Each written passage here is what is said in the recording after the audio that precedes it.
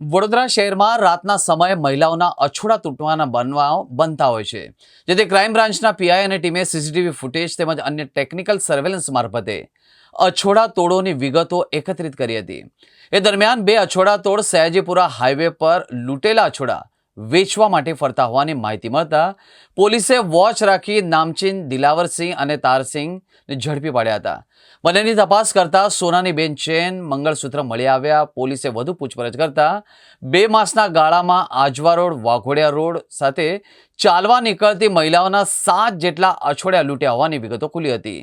પોલીસે તેમની પાસેથી સોનાની 6 ચેન, એક મંગળસૂત્ર અને બાઇક મળીને કુલ મળીને 7 લાખ રૂપિયાનો મુદ્દામાલ કબજે કર્યો હતો.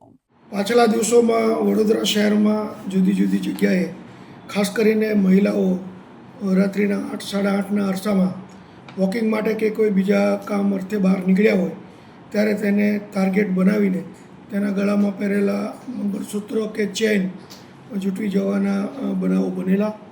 અમારી ક્રાઇમ બ્રાન્ચની અલગ અલગ ટીમ આ બાબતે હ્યુમન સોર્સિસથી ટેકનિકલી અને સીસીટીવીના આધારે આ ટીમો કરી અને ગુનેગારોને શોધવા પાછળ પ્રયત્નશીલ હતી, જેમાં ગઈકાલે અમને સફળતા મળી છે.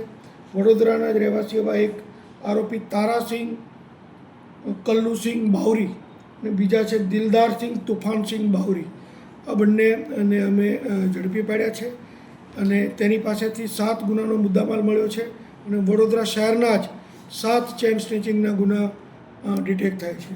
એ ગુના જોવા જઈએ તો કપુરા પોલીસ સ્ટેશનનો એક ગુનો છે, વારસિયા પોલીસ સ્ટેશનનો એક ગુનો છે, બાપોદ, કપુરા, પાણીગેટ વગેરે પોલીસ સ્ટેશનના બીજા ગુના મળીને ટોટલ 7 ગુના ડિટેક્ટ થાય છે. એમાં 6 ચેઇન અને એક મંગળસૂત્ર તથા એક મોટરસાઇકલ હીરોનો કબજે કરવામાં આવેલ છે. ટોટલ જોઈએ તો 7,27,000નો મુદ્દામાલ કબજે કરવામાં આવેલ છે. આ 2 આરોપીઓને પકડવામાં આવેલ છે. તેને આગળ જ્યાં તપાસ થઈ રહી છે એ પોલીસ સ્ટેશનને સોંપવામાં આવશે અને પોલીસ સ્ટેશન લેવલે આગળની વધુ તપાસ કરવામાં આવશે.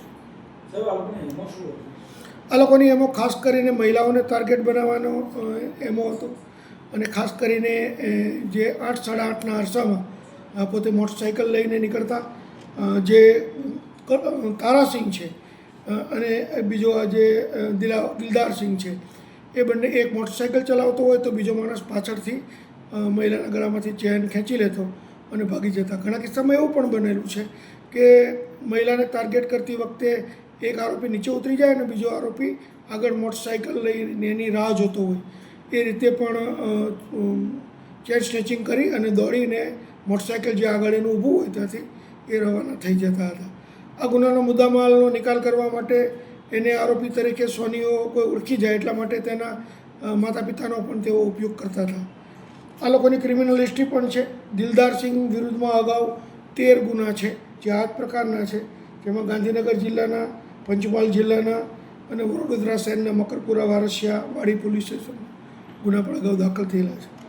જ્યારે આ તારાસિંહ છે એ ગયા વર્ષે કાકણપુર પંચમહાલમાં જે મોટી 14 લાખની ઘરફોડ થયેલી એમાં પણ એ ઇન્વોલ્વ હતો અને તેમાં તેને પકડવામાં આવેલો અને જે તે વખતે તેને પાસા પણ થયેલી.